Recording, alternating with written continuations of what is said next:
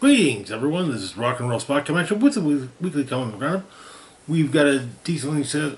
We've got not too big of a haul of DC books this week, or really comics in general. But and yeah, we're starting a bit late this week. Hopefully, we'll get back on track later. Probably, hopefully, we'll get back on track later next week. Anyways. We'll start things off with Batman Full Moon, number 4. Where we left off, Batman has become a werewolf. And recently, Batman, as a werewolf, took on the werewolf Christian Talbot. And yeah, it didn't exactly go well, but he was, and even worse, Batman was seen as a werewolf. So the issue opens with Zatanna and Bruce. Actually, no, I take that back. The issue opens in Romania with Christian thinking about his past, yet, but while also discussing his efforts to stop the curse, and he claims that he was a good man, but he was a soldier, killed people, but just doing his job. But that's a relative concept for him. As he did this, as he killed, as I said, he killed in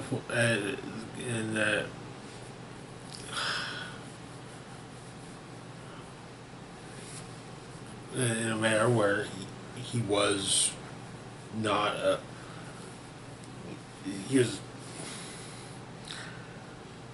he couldn't be he wouldn't face the consequences of laws, generally speaking, unless he did something incredibly bad. So the karmic toll.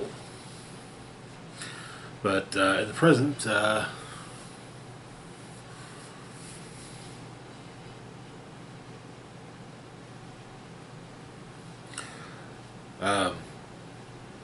Zatanna and I was saying we are in Romania. Batman and Zatanna are also in Romania, and the fortune teller that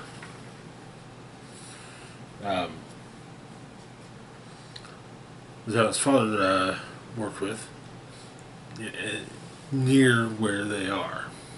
It's the fortune teller that Talbot is speaking to. But in Gotham, Dr. Langstrom is trying to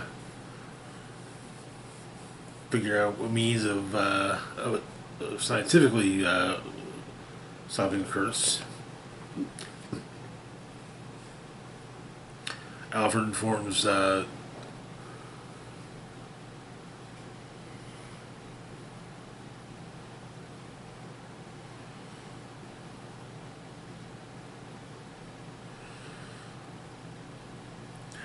Alfred goes by Gotham General to explain to the to basically tell those who were at the church that Wayne Foundation will be doing what they can for their recovery. Also, Gordon pops up to ask Alfred if he happens to know why this the wolf creature in Batman with a basketball on its chest. Alfred clearly does not know. But, clearly. In Romania, Talbot decides he's going to embrace the beast, and in some way, in a roundabout manner, Zatanna advises Bruce to do the same, and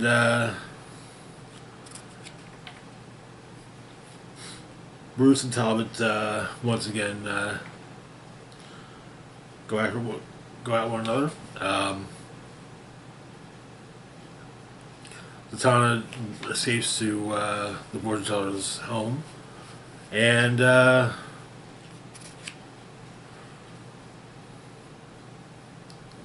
it's explained that Zatanna wants to end the curse, but she's been trying all manners of spellcraft to do so, but to no avail. And Dr. Lecter has a breakthrough back in Gotham. And fortune teller gives Zatanna a box, basically saying that if death to the one who infected the other will free its victim. Meaning that if Talbot's killed, Bruce will be cured. And presumably seems to be a silver dagger, and Zatanna stabs Talbot with it.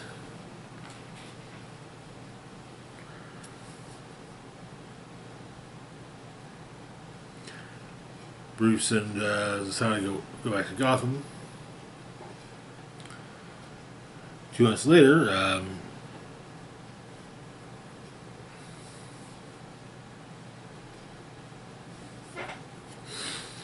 the church is being restored thanks to the Wayne Foundation, and it's doing charity work with the people of Gotham.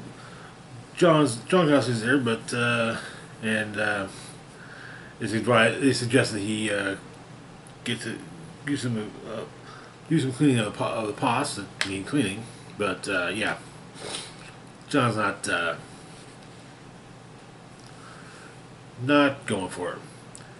And the series ends with John asking if Bruce knows why it is that that there's a werewolf with, the bat symbol on his chest. And Zatanna and Bruce embrace. It's been serious. I wish it would have come out in a more timely manner. I mean, it was only bi-monthly, but I wish it was monthly. Anyways, though, moving on to our next book, we've got Batgirl, number 5. Where we left off,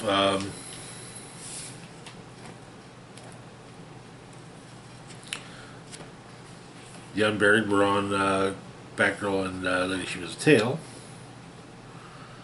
But it seems that Batgirl had found the nest of the Unburied. And so, she infiltrates it, doing what she can to, basically using the lessons of Batman, largely, to evade detection.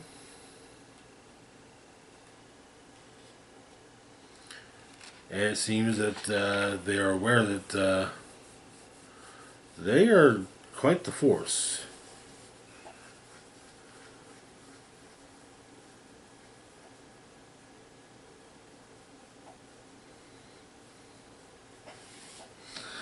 The Leader of Shadows lay broken before he could even catch flight. Blood is reduced to chaos, and she was ordered that it is at its knees.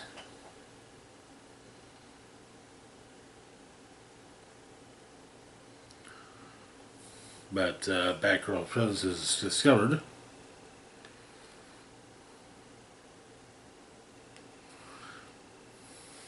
However, Batgirl takes it enters with a fighting stance and does what she can against the Unburied, which is quite a bit. Sorry. However,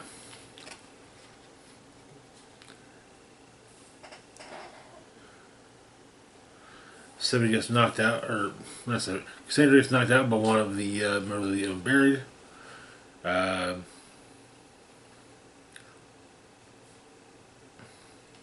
she has dreams of various points in her life involving Shiva, but the main thing is that she has a vision of Stephanie, and the two basically she actually talks to Stephanie, well, her dream of Stephanie, and explains the complicated relationship between her and her mother.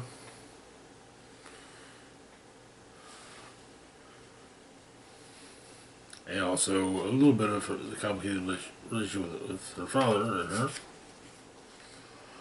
However, once this conversation is over, however, Cassandra wakes up, bound from her feet, facing Lady Shiva in the nest of the Unburied. That is where the issue ends.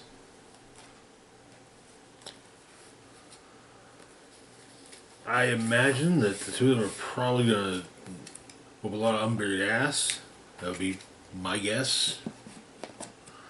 But anyways, moving on to our last book for the moment, we've got Birds of Prey, number 19.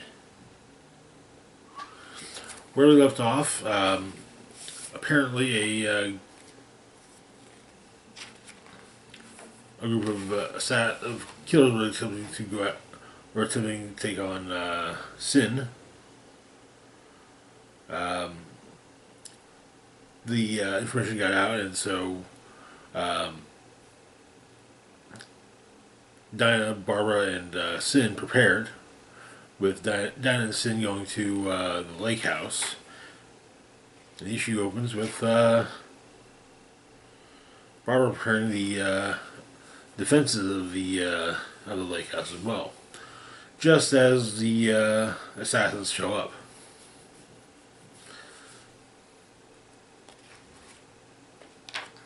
And the fight goes pretty well in the Burl's favor, but Sniper put a bullet through Dinah. Meanwhile, in the scene, Batgirl and Big Barda are dealing with John Constantine related issues. But Barda's taking on a golem that reforms when shattered. She manages to find it's the brother that made it. First, she sends the golem to the moon, and then threatens to send its maker to the moon.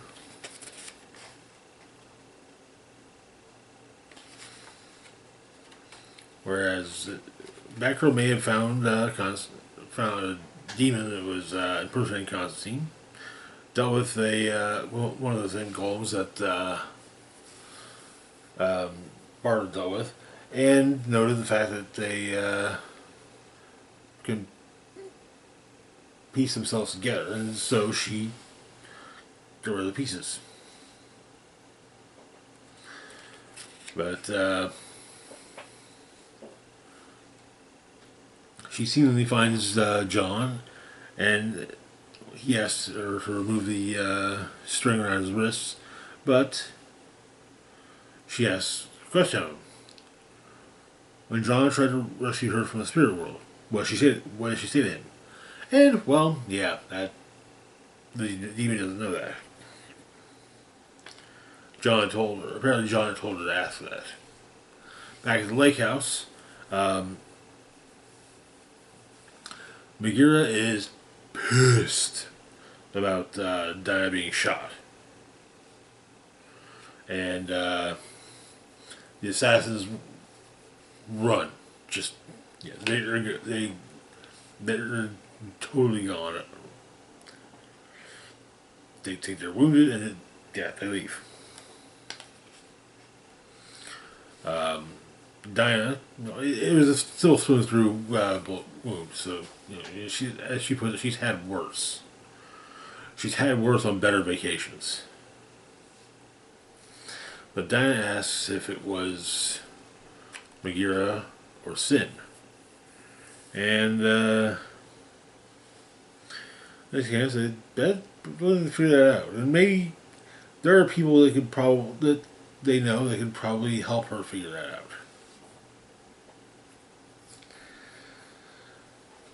Jason Blood comes to mind.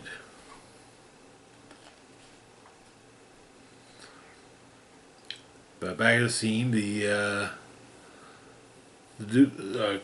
Constantine asks the question, or is asked the question.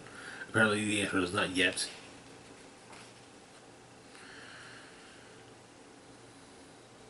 And the issue ends at the lake house with Sin saying that at first when the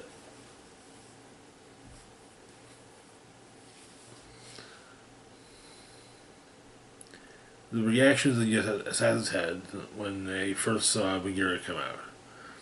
At first, it was like a collective, it was just terror.